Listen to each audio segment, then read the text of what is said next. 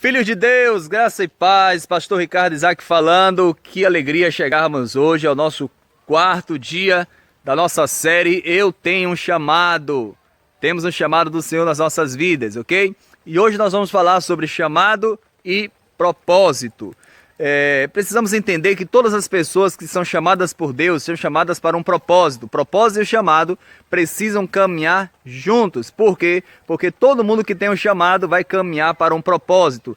Todas as pessoas que têm um chamado de Deus, elas não ficam perdidas, elas não ficam sem saber o que fazer, elas não ficam sem saber para onde ir. O Espírito Santo guia, o Espírito Santo conduz. E para onde é que o Espírito Santo vai conduzir e vai guiar? Para o propósito. O seu chamado sempre te conduzirá ao propósito. Não o propósito seu, mas o propósito de Deus. E, como eu falei, Ele é a fonte, então Ele sabe o propósito. E o seu chamado sempre te conduzirá ao seu propósito. Se você hoje está em dúvida sobre muitas coisas, não se preocupe.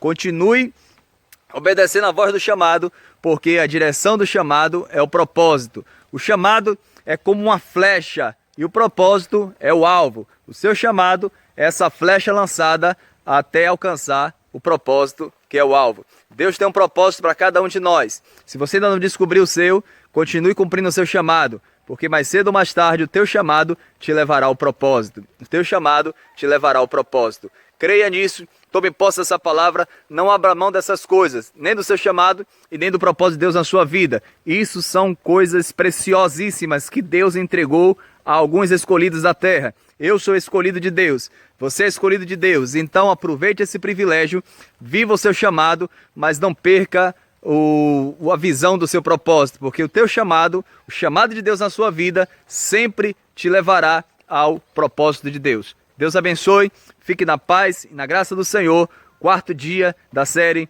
Eu Tenho um Chamado. Pastor Ricardo Isaac, um grande abraço, fique na paz do Senhor. Acompanhe as nossas redes, acompanhe os nossos vídeos, nos siga e seja abençoado e edificado em nome de Jesus. Graça e paz.